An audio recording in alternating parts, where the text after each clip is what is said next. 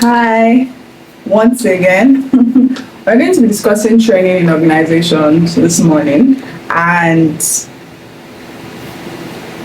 what is training? Training refers to a planned effort by a company to facilitate employees' learning and job-related competences.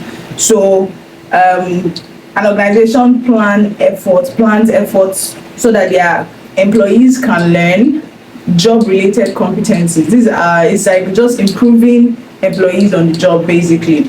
And these competencies include knowledge, skills, or behaviors that are critical for successful job performance in the immediate term or near future. Now, training is slightly in contrast with development, because development, on the other hand,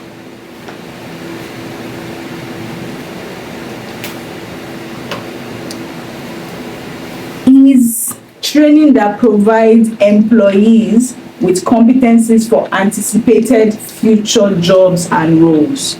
So development is also a training, right? But the difference between the training and like what training exactly is just the time.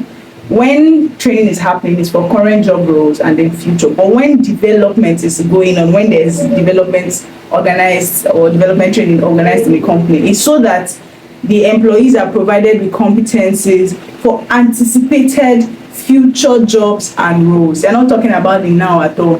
It's the future that they're looking forward to. And the goal of training is for employees to master the knowledge, skills, and behaviors. Emphasize these guys, knowledge, skills, and behaviors, emphasized in training programs, and to apply them to day-to-day activities. So if you are going to improve on this, you are going to create trainings for this for your employees, it is only right that they apply whatever it is that they've learned, to the day-to-day activities of the company, so that the company's performance, the company's overall output, the organizational goals will be exceeded, which is one thing we are always looking forward to. Organizational goals must be met. So these are the advantages of training. Number one, increased productivity. This means that whatever you've learned outside of the job or before resuming at the position in a particular organization is going to be refined through training. It's going to there will be more knowledge, more skills added to you. So there's expected increased outcome of whatever input has been done in training. So after you come to an organization, you already know 1 + 1 = 2. Then during the course of you being an employee in an organization, they organize training. 1 + 1 = 2, 2 + 2 = 4, 4 + 4 = 8. I mean, they're taking you further into your job role. They said, you can do more and more. They've taught you advanced things. It is only expected that you should, be more productive in whatever it is that you do. Then reduce accidents. When training happens, of course, they are guiding you against different things that can put you in harm's way. They are going to tell you, don't do this in order for this not to happen, or beware doing this, so that this, just the necessary training, safety, so that accidents will be eradicated completely or completely minimized. Then reduce supervision. The reason training is available in organization is so that the supervisors don't always have to be on the neck of their team members. If there's reduced supervision on each employee within a unit or within a department, the supervisor would have even less time to keep going around and checking everybody, and will be more productive on his or her end. So if there's reduced supervision, there's more time on the hands of more people to do more job, and which will now lead to, of course, more productivity for the organization as a whole. Heighten morale. Of course, when there are training, I did not know this before. You mean I can do this now? It's going to be faster, it's going to be cheaper, it's going to give me less headache. Oh, wow, I'm ready to do this. Sometimes, even within school, if people introduce me to new tech, new tools that can help me study better, faster, easier. I'm like, oh my goodness, are you serious? Now I'm ready to read. Now I'm ready to study. Now I'm ready to do my assignments. You understand? Unlike if you did not know these things existed, there is no way you are going to be, your motivation will be up, you know, there's no way you'll be eager to do the job. And for a lot of people, work comes as, oh, I just need to feed, I need to put food on my table. But when you give them training to understand why they are doing it, or what it is they should do to even make it easier for them, or how they can get maximum productivity from this, of course you are looking forward to jobs. Of course people are looking forward to doing their job in their respective roles. Now we go to things to, you know, look out for when you are trying to plan a training program in an organization. But a major thing, one foundational thing is to, that's why I asked this, in your needs assessment, you have to assess your needs. And this is now broken down into 3 major levels: the organizational needs, the person assessment need, and then the task assessments. Okay, the organizational assessment, person assessment, and then the task assessment. This guy here, the organizational assessment, is asking what is the context in which the training will occur. This person assessment is asking who needs training. You have to identify who needs training before you just plan training. You can't just throw out training. What if people already known it or done it in their own respective individual efforts towards the job on their own? They already have the certificates, they already done the training. Why are you now wasting companies' resources by still providing the same training? Doesn't make sense, Abi? Right. So, and then this is what the task assessment is answering the question: what subject should the training cover? Fine, you want to train, you want everybody to, you know, get better in the office. But if you don't know the subject that should be talked about, who are you going to, which professionals are you going to come and invite to train in your office? I mean, it's just normal. So needs assessment is very foundational to all of these 3. You have to identify the needs in order to know, what context, who needs it, and what subject. Now, needs assessment is the process of evaluating the organization. And everything I say is about organization in PM. I hope you still remember. So it is the process of evaluating the organization, individual employees, and employee tasks to determine what kinds of training, if any, is necessary. It's not every time trainings are needed. Okay, what's your recruitment is to attract the right kind of candidate, right quality of candidates. Now tell me, if they are so good that they don't actually need training, like it's in the first 6 months to 1 year, or you have to, the training you've been doing in your organization has to be updated because the new set of recruits or employees are so sound that they don't need the particular training that has always held in the office. Won't you I mean, what's that the point of doing anything or training if it is outdated or if your employees don't actually need it? So you have to evaluate the needs of organization, the needs you have to assess the people, your employees in question, and then the specific task you want to create a training on. That's where needs assessments come in. It's the process of evaluating this, and this to know the kind of training, or even if any training at all is necessary. So the organization assessment or analysis is a process for determining the appropriateness of training by evaluating the characteristics of this organization. So you want to understand, what are the characteristics of this organization? What do we have? What do we need? Where are we going to? Okay, how can we get there? What training will get us there? In what amount of time are we willing to get to where we are going? So how quickly can we train our current employees to, get them?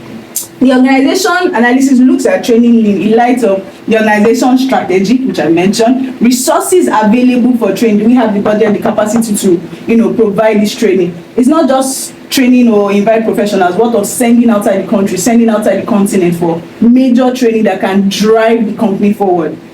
Management supports for training activity. If your management is against training, I don't think there's anything anybody can do, whether HR, whether you are the best in anything. If the management, because they are the one that manage and control the entirety of organization, if the management says no to training, there's something anybody can do. So you have to look at all these things in terms of the context of organizational analysis or assessment, so that you will know the training that is particularly needed at every point in terms of organization. So now for the person analysis, a process of determining individuals' needs and readiness. Now, take note of this word, readiness. If the people you are planning training for tell you that we'll do it, and 2 months, 3 months, 6 months, 8 months, 1 year, they are not doing it. Is it worth it? You have to be, as much as the HR is planning activities and trainings for the betterment of the employees, if they are not ready, if there is no readiness from them, it's going to be a flaw, because one, it might be waste of resources. What if you provide it and they don't attend? Or what if they even attend and they don't apply it into the jobs? What's not the point of the training that one has done? So you have to determine the individual needs, first know what they need, and then the readiness for the training that you're about to organize. As you have to answer these following questions: do performance deficiency result from a lack of knowledge, skill, or ability? Is it that they don't know how? The skill, ability, or knowledge, they don't have it, or they are just not willing to do it? Some people, social loafers, we know them. Work loafers, they are everywhere.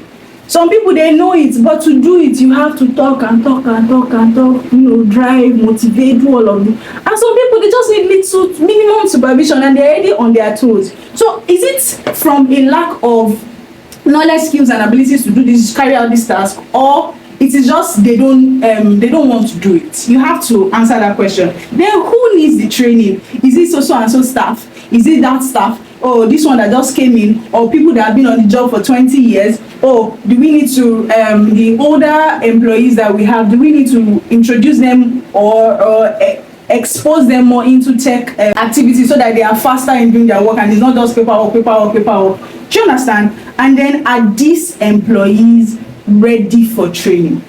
Like I said, you can check what they need, realize that, they don't have this particular skill or knowledge. At the same time, you realize that they're not ready to learn. So you have to answer that question: are these employees ready for training? Now, for the task analysis, it is a process of identifying and analyzing tasks to be trained for. You have to analyze what tasks you need training for. You have to carry out this analysis, and you have to check the conditions. Number one condition that you have to check: equipment and environment of the job.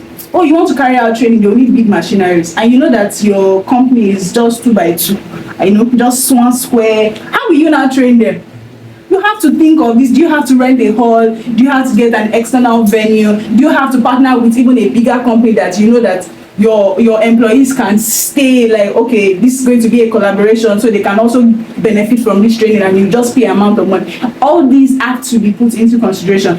Think of time constraints. It's not when you want to produce something in 1 week, then you want to now grill your employees for the next 5 days, so that the remaining 2 days they will apply what they learned. It doesn't always work like that. You have to think of time constraints. You have to think of things that have been scheduled for the company, annual strategic objectives. When is the best time to put it? You can't put it training on December 25 now. Why? You want to cause problems? No, you have to think of time. You have to also understand safety considerations. You have to consider safety in everything that you do, whether the training is for the betterment, let me use that word again, of the employees, or which directly or indirectly means organization will be better. You have to think of safety first. Then performance standard. You have to understand the standard of performance in order to know, this is the need for this particular task, or that's exactly what you have to do. So readiness for training, again, we come back to this, is a combination of employee characteristics and positive work environments that permits training. Employee characteristics on one hand, how the employees behaving, what they do, their daily life basically, and positive work environments that permits training.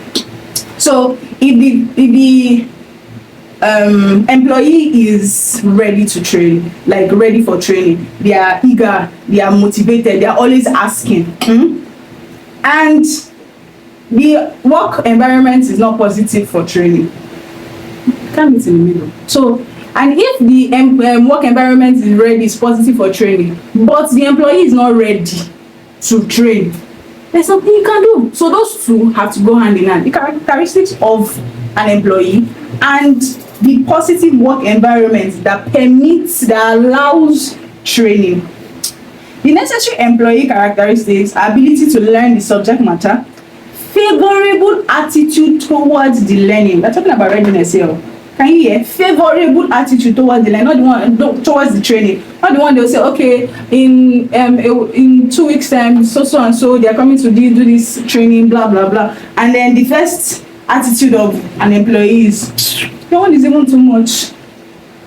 Hey, do you think do you think the person is going to be as involved or as committed to it as somebody that says, oh yes, I can't wait, I've been looking at these people, I really wanted to pay for their course online, but thank God the office is providing this, blah blah blah. Do you think they're going to have the same commitment levels? No. So you have to look at the favorable attitude towards the training and the motivation to learn. Some people are very okay with knowing 1 + 1. Anything you do, don't worry, they're not concerned. There are some people like that. So you have to know this, you have to identify this in readiness for training. And then a positive work environment encourages learning and avoids interfering with training. Okay, so you said employees should go for a training. Your parents' company is in Lagos, told them to go for a training in somewhere like Port Harcourt. And then even in the middle of the conference, seminar, teaching, training, do this task, complete this one, you have a deadline of Kinecon, and they are juggling. Fine, I understand that there will be priorities, but if you are asking them to go for training so that the organization will be better, allow them to learn. Companies should understand that if they sent employees for training, allow them to do it. Now we move on to types of training. In types of training, right, there is a on-the-job training and off-the-job training. Those are the two major types of training. We will now have these under each of them. But the two categories of training are on-the-job training and then off-the-job training. On-the-job training refers to the training of new and inexperienced employees through the observation and imitation of peers and managers performing the job. You're an intern, graduate training programs. They need you to observe what the higher ups, the management is doing. They need you to learn.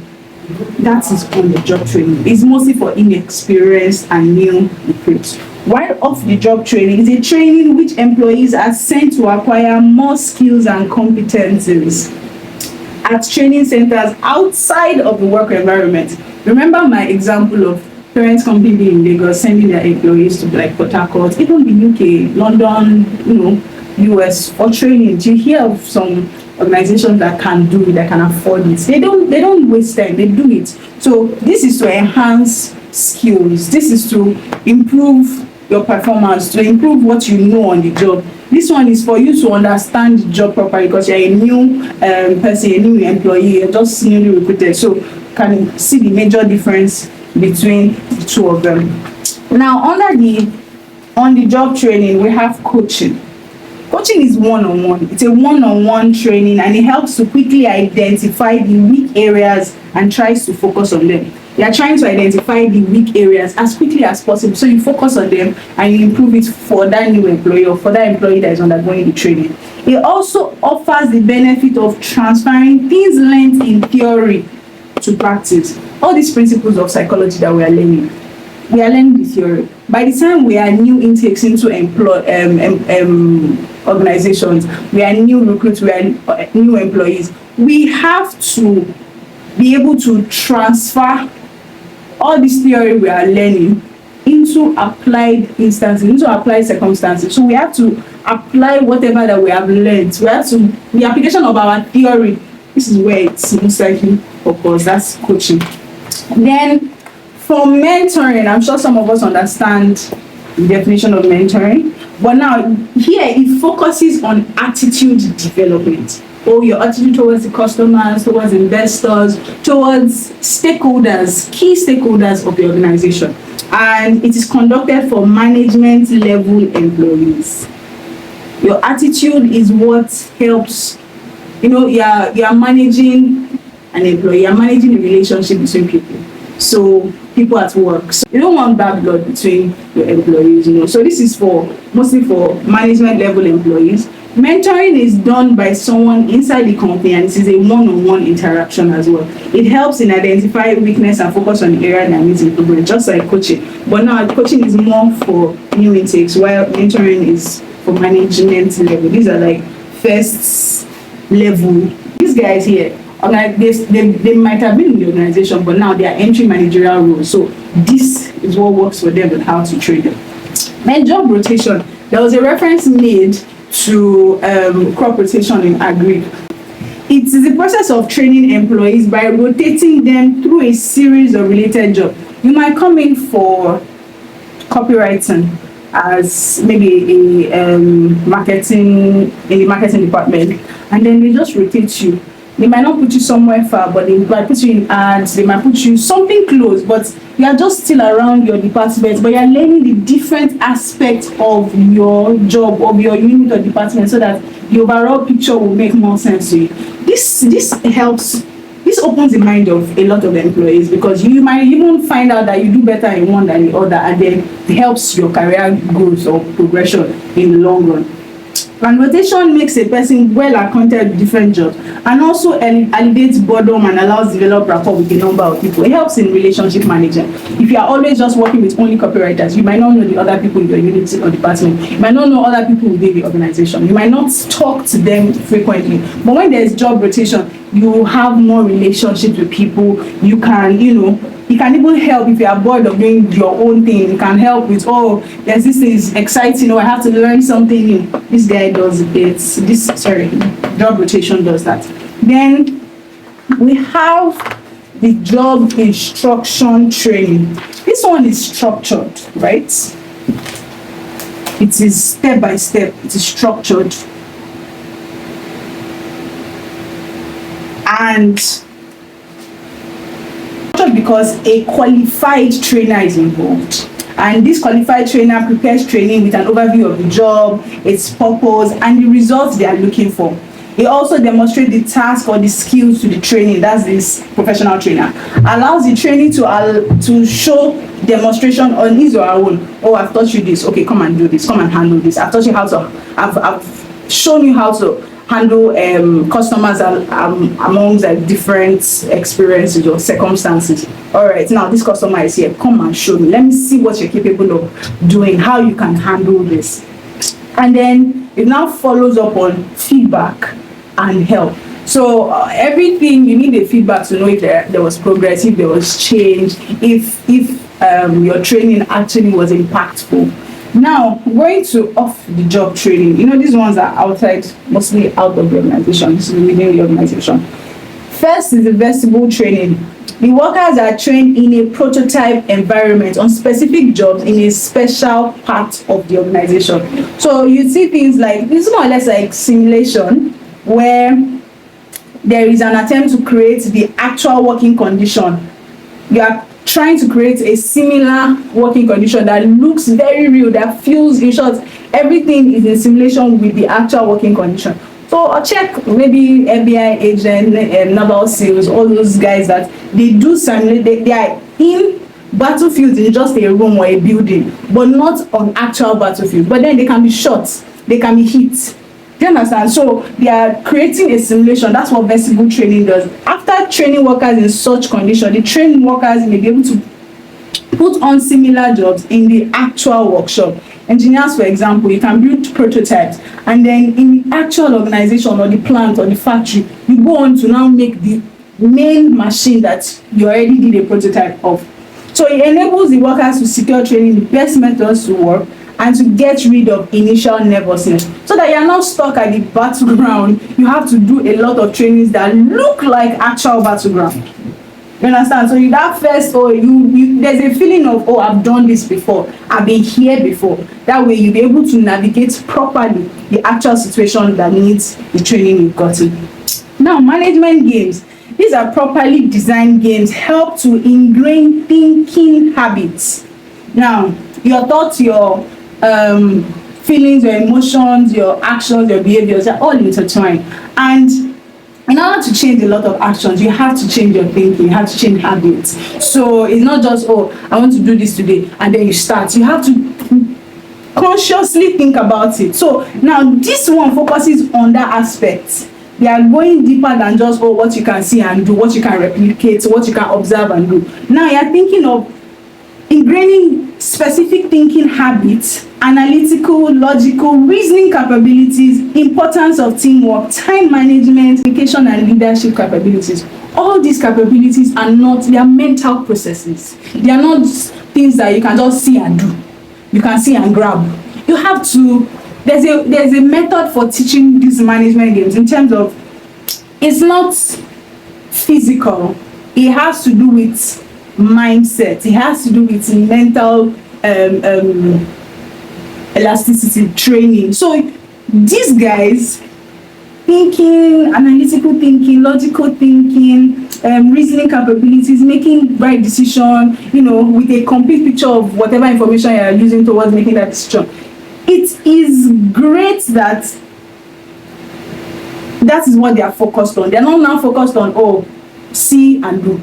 They are focused on see, think, process, analyze, be logical, then do. So that process between input and output, what is in the middle, where the whole process of inputs, the process and output, that whole process in your mind is what this training particularly works on. The types of management games are two. We have the executive games and we have the functional games. Executive games are general management games and cover all functional areas like planning, decision making of business and their interactions and dynamics. Executive games are designed to train general executives, while functional games on the other hand focus on middle management decision. Executive games, executive management, general executive. Functional games, mid-level management, and it helps them focus on decisions, particular functional areas like maybe marketing, HR, or a particular department in the firm. Now we go to role playing. It's an active learning technique in which an employee acts out situation under the guidance of a trainer. This guy, you are doing role play. From the word role play, I think you already understand. So active learning technique because you are doing whatever is necessary to be learned. You are doing it under the guidance of a trainer. And trainees, that's the people going through training, employees, assume different roles and communicate with each other as though they were on the job. So you act as a sales agent, come and sell a car to a woman that doesn't know what exactly she wants to buy but has a budget of XYZ. Oh, my name is this, and okay, there are these options, this is this, the cars available within your budget are XYZ, the price ranges are XYZ, the maintenance level XYZ, the burning rate, the fuel burn rate is XYZ. You know, you will show, they are looking at you, you are right there, it's practical. You are showing and demonstrating what you would do when a woman that doesn't know what to buy comes, or a guy that doesn't have an idea what phone to get, you know, comes to their place of work or their organization. They are telling you to show us what you will do as though the person is there, the customer is there, but in the real sense they are not there. So you are just role playing what you will do in that situation that of course is expected because that's what we need the organization is fulfilling. So we know that lecture method is the oldest and it is a traditional and direct method of instruction. It's very traditional, it's very direct. It's a verbal presentation. We know the difference between verbal and non-verbal forms of communication. So it's a verbal presentation of information by an instructor to a large audience. And then we already see the student teacher or student lecturer communication or training in class, like in schools. We can see that present. The lecturer must motivate and create interest among the trainees in order to become effective. If from the beginning people are bored from your first 2 lines, first 3 lines, the trainer is just boring everybody out. Trust me, that training will be very useless, because they might not even be able to come out to anything. There might not be impact. So it has to be effective, and for it to be effective, it should not be boring. It should be able to motivate, inspire, ginger the trainees. It is presumed to possess a considerable depth of knowledge of subject at hand. So the trainer is not somebody that just comes to speak. The person knows what they are saying. They've probably practiced it over a long period of time, or that's their specialty. They've learned on that particular topic and expanded their knowledge. So the information coming from the trainer to the trainees should open their eyes to see more in that aspect, in that field. So it has to be something that has depth, something that is deep, something that is meaningful, is worthy of learning. Then lastly, this method is used mostly in colleges and universities. Like I said before, you can see our classes. Our lecturers have in-depth knowledge of what it is they're teaching us, and they're lecturing on, and they come to class, the large audience of students. So you have that, lecturing happening while students now ask questions, and at the end of each class or each course, there's a difference in the knowledge of the student, because what they knew resume is not what they would know. They will have known more while they are, after the exams or after graduation. So yeah, that's all on the types of training. Thank you.